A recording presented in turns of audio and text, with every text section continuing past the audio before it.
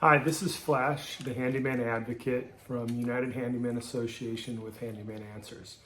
I wanted to do a follow-up video to the squatter video that's getting so much attention. And first of all, I want to thank everyone for all the wonderful support, wonderful comments. We were at I think as of right now, 1.5 million views, something around there. And it's just crazy, and it's been kind of a ride, and I've just really appreciate the support and the comments. So I wanted to follow up and kind of do address some of the questions that I've been receiving. And the first thing I wanted to say is that not everyone should do that. Not everyone should walk through that door not knowing what you're going to find. I am specially trained, licensed to carry, and I was fully prepared to expect the worst.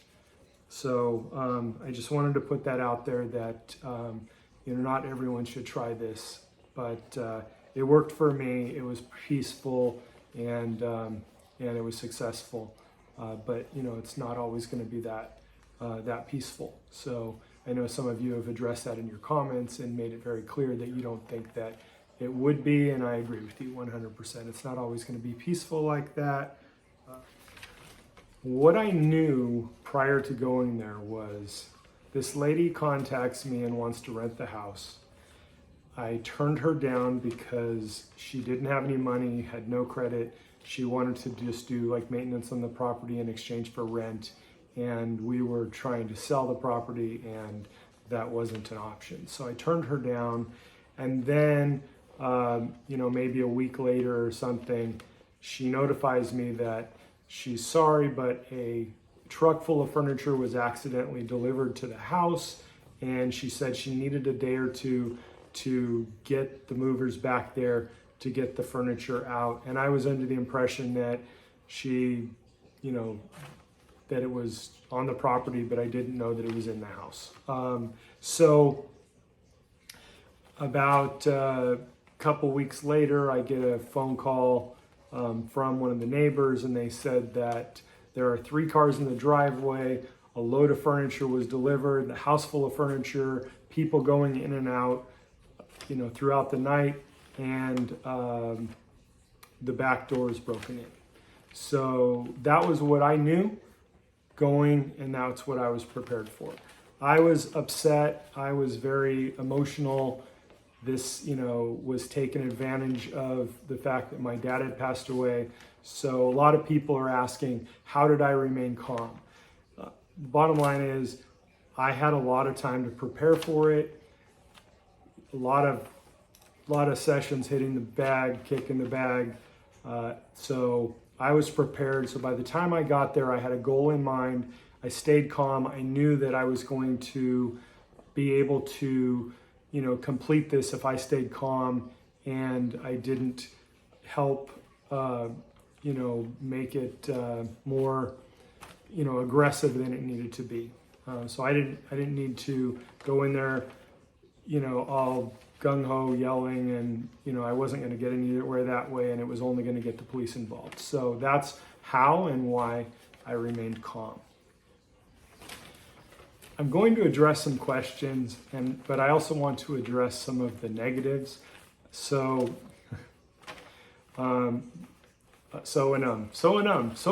became a huge negative.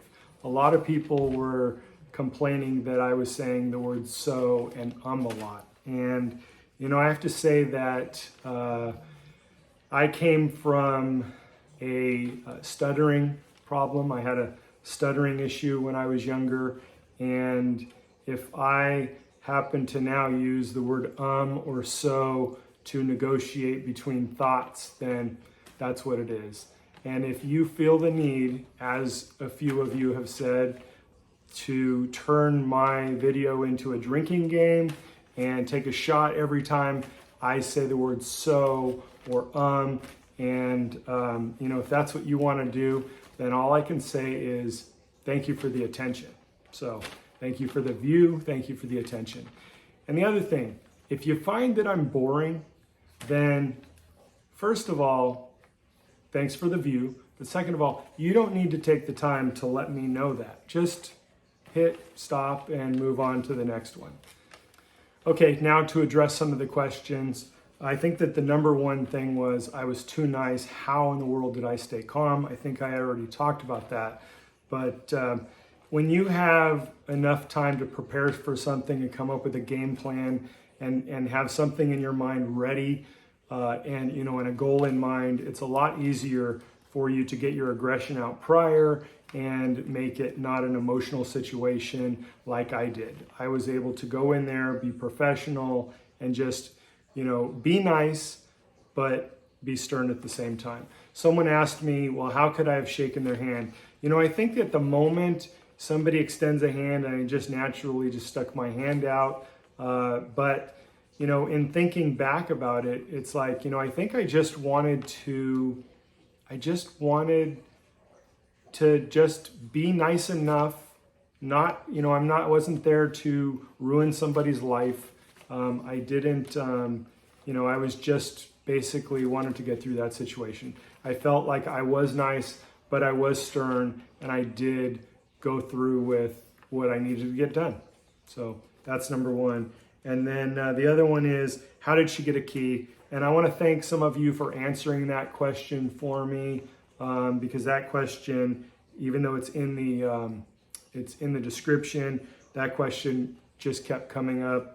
And the answer is, she never had a key. They broke into the back door. The other segue to that was, what would I have done if they changed the locks and when I got there I didn't have a key? I had a lockpick set with me, so I would have been able to get in either way. But like I said it before, I was already informed that the back door had been broken into. So that was another one. Let's see.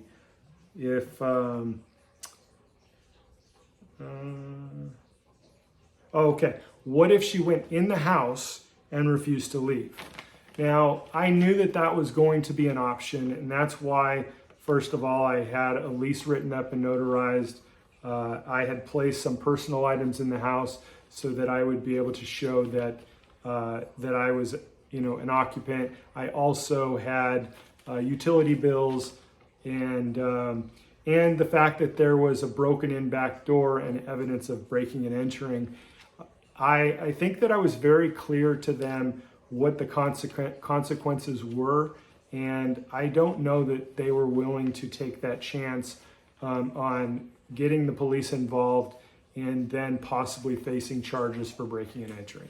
So I was prepared for that to happen. Matter of fact, I expected that to happen.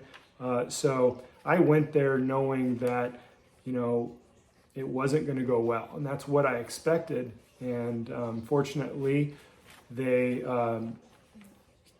believed my warning and got their butts moving and moved their stuff out. The other thing that someone has they kept bringing up that it's illegal and I could be sued and everything for moving their furniture out. Keep in mind that I didn't touch a single thing of theirs. I did not lift a finger to help them.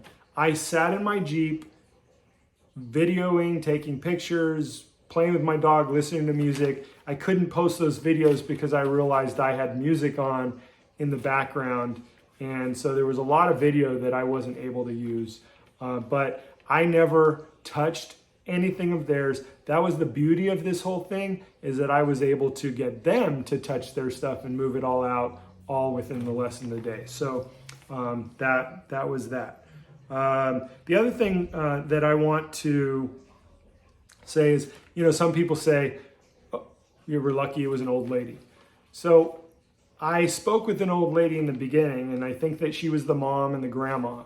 But this was a group of people, and in some of the pictures you might have been able to see some of the men and teenagers, but this was a whole group. And, I was expecting, as the neighbor said, guys going in and out of this house all hours of the night. But she kind of kept everyone at bay, and she was kind of the boss and had more to lose than anyone. So I was dealing with men, women, teenagers, and children. It was like a big group of people.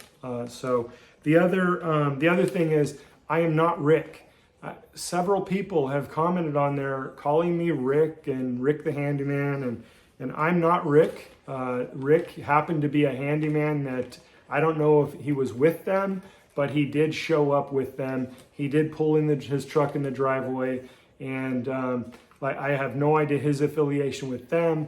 The other thing is, he is not a member of the UHA.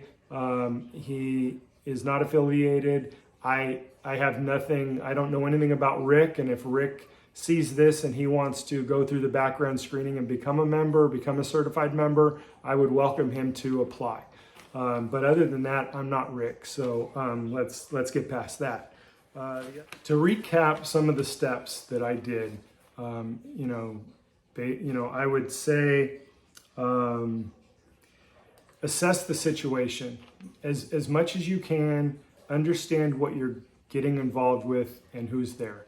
I cased out the place. I happened to get there like 4 o'clock in the morning so that I was able to watch and, not only heard what the neighbors said, but I wanted to see people leave, see how many cars there were there, and make an assessment of my own before I went in. Of course, I took a chance. There could have still been people in the house, and I was fortunate that there wasn't.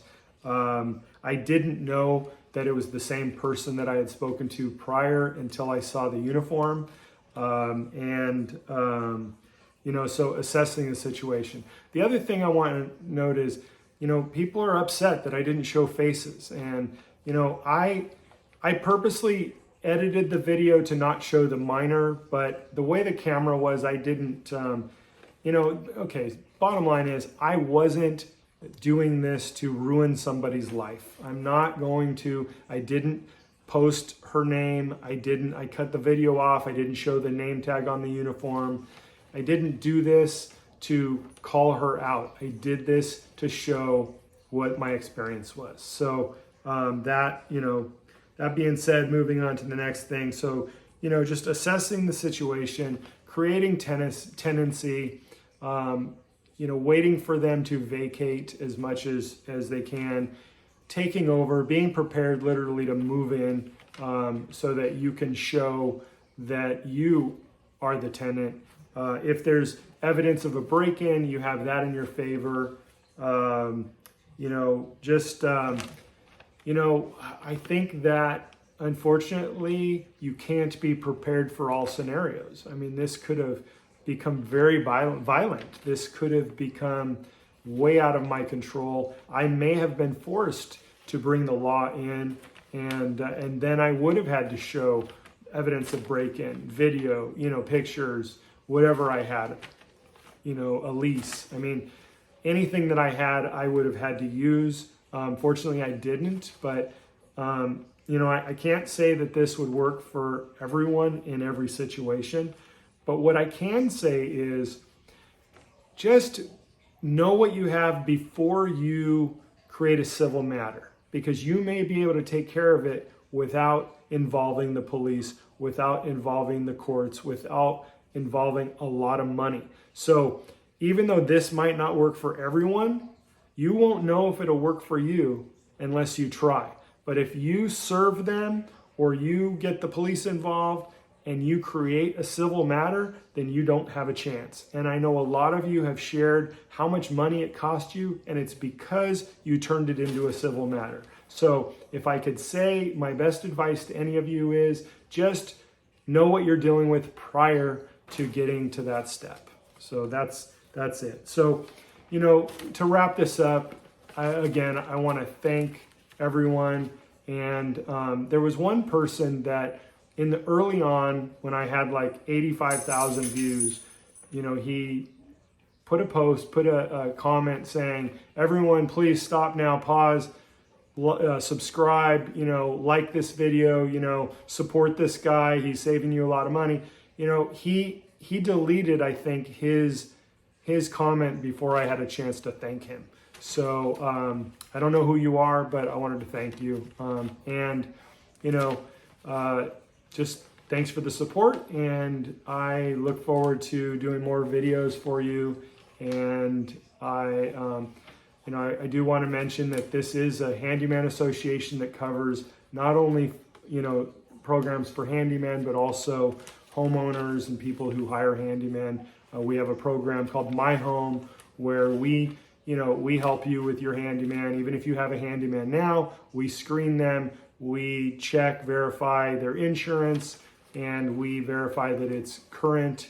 And then if your handyman becomes certified with us, all certified handymen qualify to be guaranteed. Basically, we cover them up to $5,000 so that we can protect you and your investment, that they are safe to hire and that they're going to show up and do the job that you pay them for. So that all being said, I just want to say happy home repairs, be safe, and if you're dealing with a squatter, just remember, assess the situation and don't jump in with both feet. Take care. This is Flash with Handyman Answers. Bye.